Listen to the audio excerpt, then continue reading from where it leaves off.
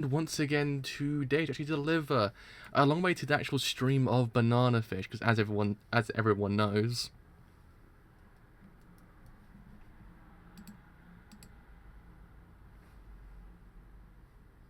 sounds working perfectly. So yes, I don't want my earphones out. Before I went on holiday, I actually covered episode 1, which was phenomenal. It was a really amazing opening to the actual whole entire anime. And then when I got back, I actually kind of got straight, and then I had my channel disabled for about 2.5 weeks, 2 weeks. So that's where I haven't really been streaming any anime in the meantime. So yes, I've returned today to actually do episode 7 on Banana Fish. And yes, if you follow me on Twitter, you actually do know that I actually really do like the series a lot. I think it's absolutely phenomenal. It really is. So hopefully the series actually continues in this vein. I know it's 2 cours long now because Mal just announced it on their website. I was like, oh, it's 2 cours long, sweet. Because I did hear rumblings that it was 2 cours, but now it's actually official. So that's actually really freaking cool. So it keeps the momentum it's actually really going at the moment. It's going to be fantastic. It's going to be probably rival the best of the whole entire year, I think, as well. So hopefully it does just continue in this, like, upward trajectory, because it's so freaking good. So yeah, so we left off last time with the anime. They actually got to Los Angeles. So what actually happens after that point, we will find out. So anyway, let's put on Twitter actually gone live for Banana Fish episode 7, before I forget. So gone live for Banana Fish episode 7. I spelled everything correctly that time in one go. I feel proud. I feel proud of myself, actually. I've got to be honest. Feel proud of myself. So yes, anyway, let's actually begin this thing in 3, 2, 1. Let's actually begin this thing now.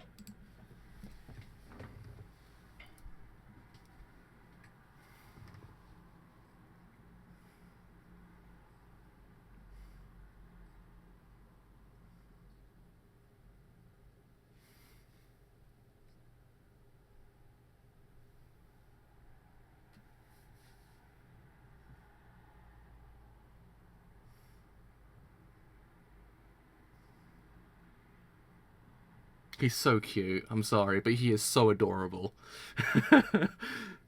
I've mentioned on Twitter a lot that he is... Oh, he is so cute. Yeah, actually, it physically makes me hurt inside how cute he actually is.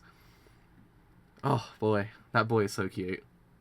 I don't think I've actually ever mentioned it, because I only noticed it like yesterday. I actually watched episode 6 yesterday, and it kind of dawned on me something. And I actually kind of noticed as time went on all the time. I actually kind of looked at it. I looked for it in every single scene, and it appears. The color green appears everywhere. I only just realized it. But every single scene contains a little bit of green in it. If it's a coat, if it's a pot, if it's something, it's just green. I was like, oh, that's really interesting. Because 9 out of 10 times, when the colour's placed into a scene, it has some kind of connotation to what's really going on in a narrative. And I believe that green probably does have some connotation towards what's going on in a narrative. I thought it was actually really freaking cool when I noticed it. I thought, oh yeah, green's everywhere.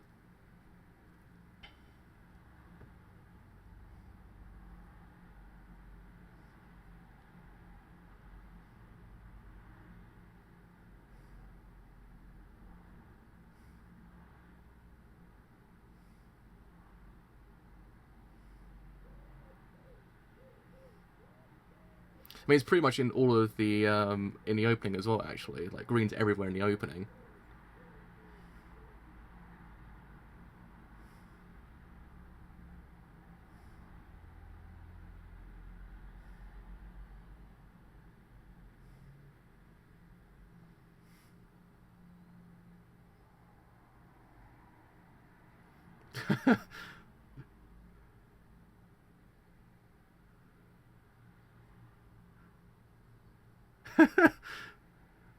Damn.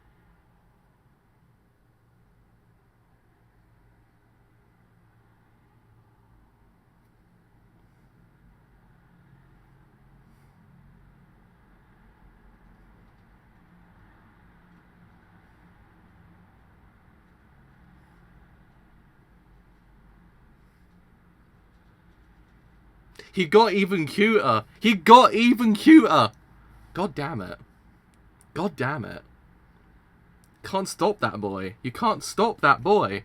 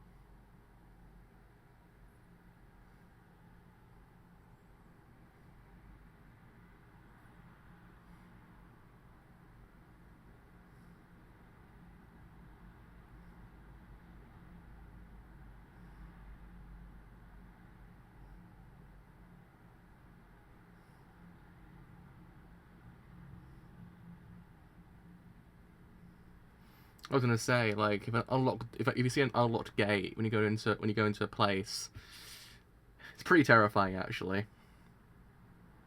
It's pretty terrifying.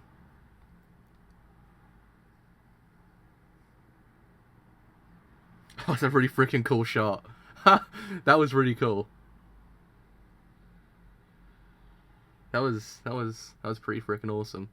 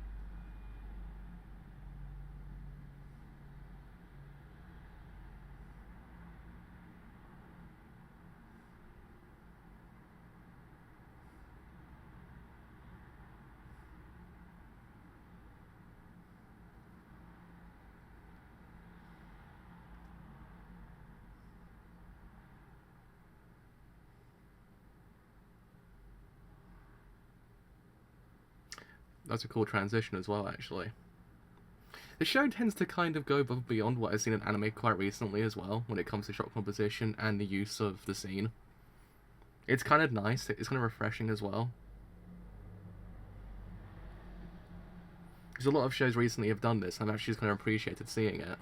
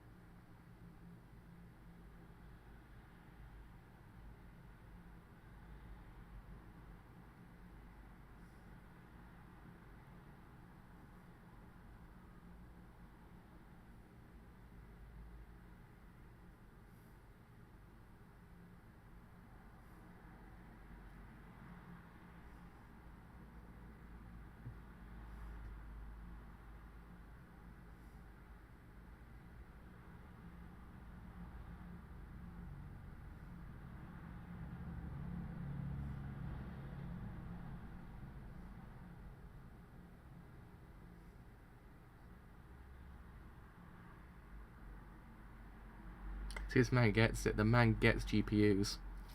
Hits close to home. That hits close to home. The man gets GPUs.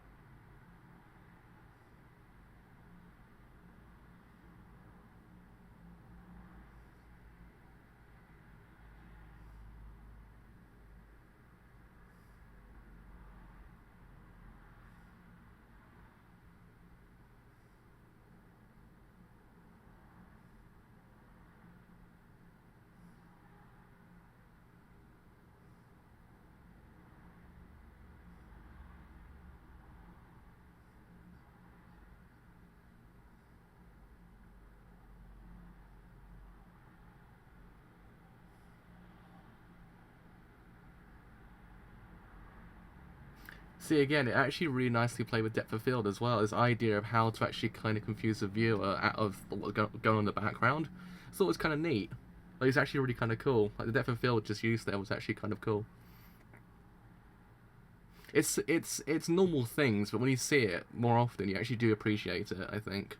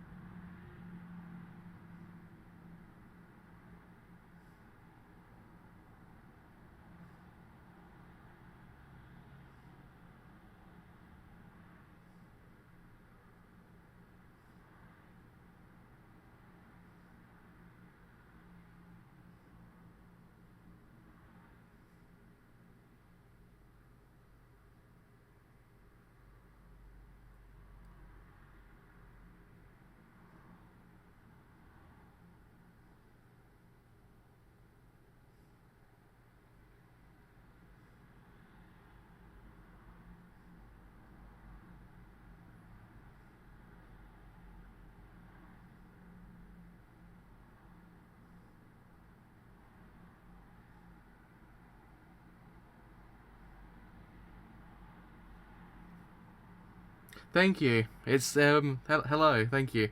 I'm actually really glad it's back as well. It was kind of scary for a moment. I was like, is it gonna come back? But thankfully it did. It's one of those things that it kind of it was worrying because the first couple of days you're like, okay, will they do anything? Because it's when they're most likely to do anything. But time passed, nothing actually happened. Thankfully, it didn't. Nothing did happen.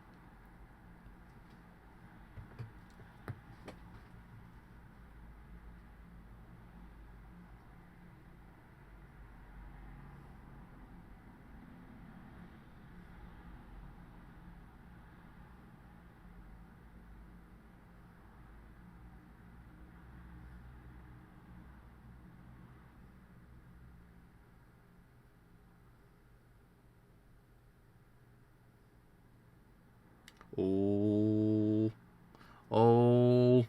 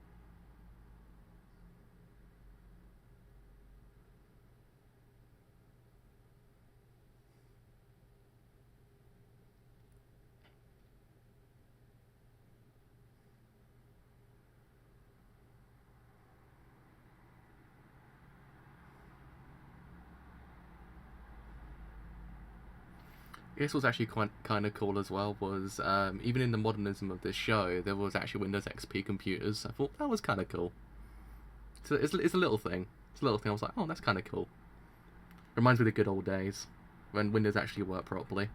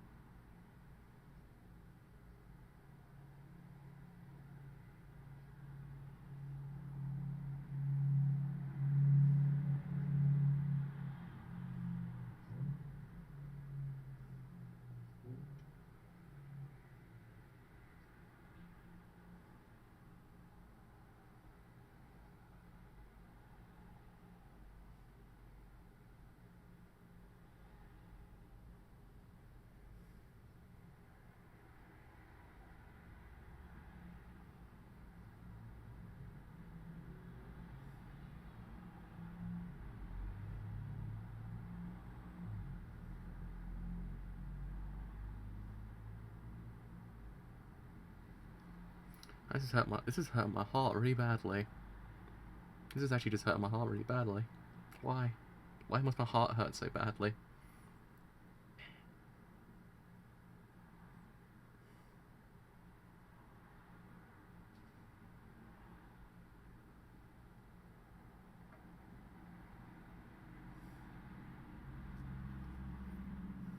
This show hurts my heart way too much. I've realised that recently. I was watching all the episodes. I was like, damn, my heart is just. Don't cry, boy. Don't cry. Don't hurt my soul even more. I still need my soul. I still need my soul.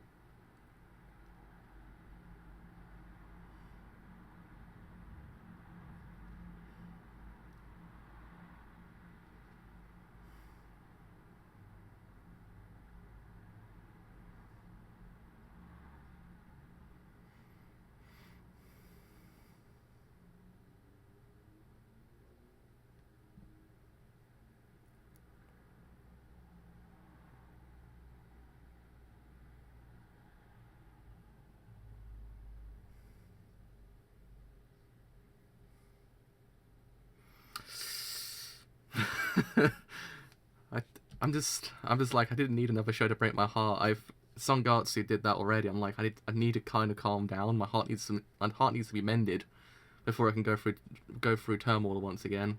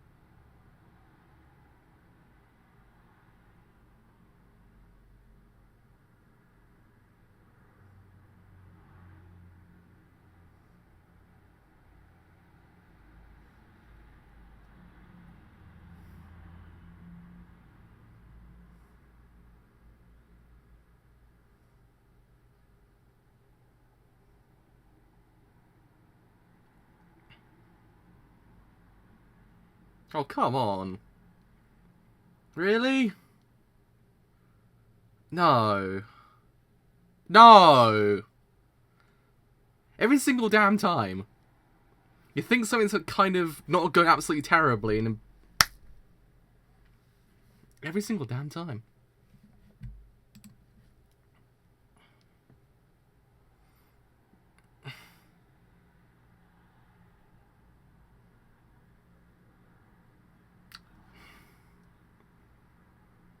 It happened last week's episode as well. Like, you thought to yourself, it's a moment of calm down, and boom, I was like, damn it. I was like, really?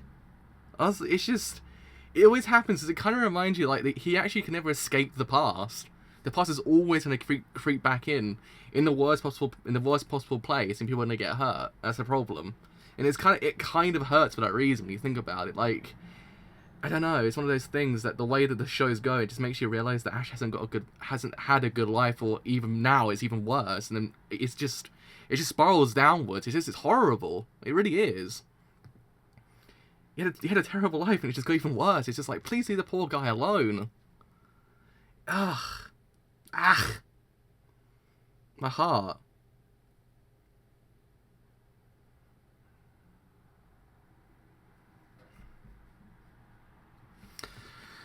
Whew, Christ, that's quite the ending, actually. I mean, it's one of those things that kind of leaves you kind of wanting another episode tomorrow, just kind of see what that cliffhanger actually leads to, because it's one of those things that you just don't know what can happen. It's a very like, kind of cliffhanger.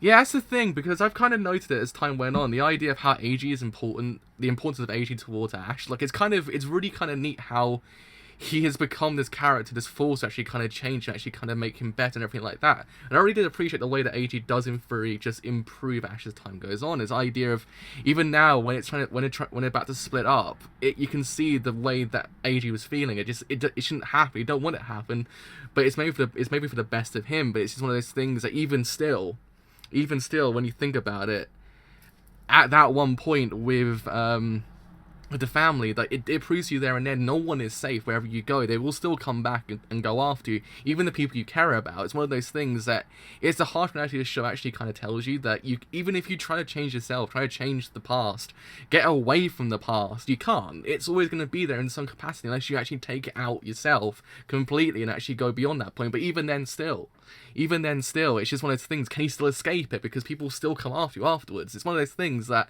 it kind of proves to you that Ash's storyline, Ash's life, Ash's entire plot is a very big tragedy, really, when you think about it, because there's no way he actually can get out of where he is. He's always constantly in this rut of constantly just going downwards in a downward spiral. I mean, AG's there to actually kind of lift him back up, which is actually one of those things that actually is really freaking neat. This idea of how the importance of AG is slowly kind of growing more important as time goes on. This idea of how he actually is growing him to actually kind of be a force for change. I really do like that. The same thing applies with Shorter, as you say. Shorter's exactly the same, because Shorter has the exact same problem Shirashi had in Golden Kamui, that he was kind of a victim of circumstance. He wasn't like he actively goes into the whole entire thing of being the kind of pseudo enemy within, because he's not an enemy within. He's not the kind of typical character who goes out and tries to kill the people within the group. No, he isn't one of those people. He's kind of a victim of circumstance, and that's the reason why it's actually kind of tragic for him as well. The idea of he's not actively trying to do anything to actually hurt anyone, but the way the narrative kind of poises all the characters into it, it kind of makes you realize that no one can escape the idea of the harsh reality of life. And it kind of sucks when you think about it, because it goes in a downward spiral. This idea of how it kind of slowly raises this idea of happiness for the briefest time, and it goes bam, and it just kicks in reality again, and it's horrible. It really is. You feel so depressed afterwards, because you kind of you had that area of happiness. The idea of them going to Los Angeles actually kind of being at ease for a little while. Granted, yes, they knew that it wasn't like it's going to be the greatest thing ever. It's going to be fantastic, but it's just a breath of fresh air for them. And it was going that way until it just went bam, no. And it's just one of those things that it's kind of like, oh crap, why would you do this to me? And then the ending just kind of solidifies this whole entire idea. It solidifies this idea of not escaping, the idea of people will be hurt. Even Ash sending away AG might not even do anything. That's the thing we have to kind of realize, that AG going away might be good for a little while, but who knows, they might have people that actually will come after AG even when he goes back home. We don't know. Yeah, that's the thing as well. The ending kind of, it's one of those things, the ending kind of solidifies also the actual tone of the whole entire show. I think it's actually a very fitting ending for what is actually going on in the narrative, I think. It kind of works. It kind of makes you just, it leaves you even worse off afterwards as well, I think. It actually does work really damn well, actually, as a kind of an idea to actually kind of make you feel, Christ. It's a good song, but god damn it, it's depressing. Like, it really is. It leaves you just, man. because I was saying beforehand with the idea of the color green is very prominent throughout the whole entire show. I believe it kind of appeared a lot in this episode. I mean, even when Ash was saying about his life changing, him becoming free, there was that little bit of green in the shot, and that kind of proves to you, because the idea of green is this idea of prosperity, this idea of a new life, this idea of just kind of growing past your past. And it was one of those things that you can see a lot in the opening. The opening, when he actually shuts the door, the green is kind of illuminating, is the word, illuminating the whole entire area, and that kind of shows you like he's trying to get past, but the idea is he can't, and it's just one of those things that it's depressing for that reason. I really do like the idea, the subtle symbolism the show actually does in theory have, because it actually has a lot of it. It's kind of neat for that reason. The idea of the shot composition as well. When Ash and Eiji were on the were on the deck, and the shadow was across the background, you saw them both together. You saw the importance of them together. The idea of how they are together is actually the best course of action. But it's one of those things narrative won't allow them. The life that Ash lives won't allow them, because, as he says, they're two different people living two different lives. It's one of those things that it kind of brings in this idea of incompatibility, trying to become compatible, and it's one of those things that sometimes it doesn't work, but I imagine Eiji will try to make it work, and I think it'd be a neat thing to see, actually him making the idea of them together work. And I actually think it'd be a neat thing to see as time goes on. This idea of how he breaks down his barriers actually becomes the character that Ash needs. He actually is the character he needs. He's doing it right now, but even more later on into the show as well.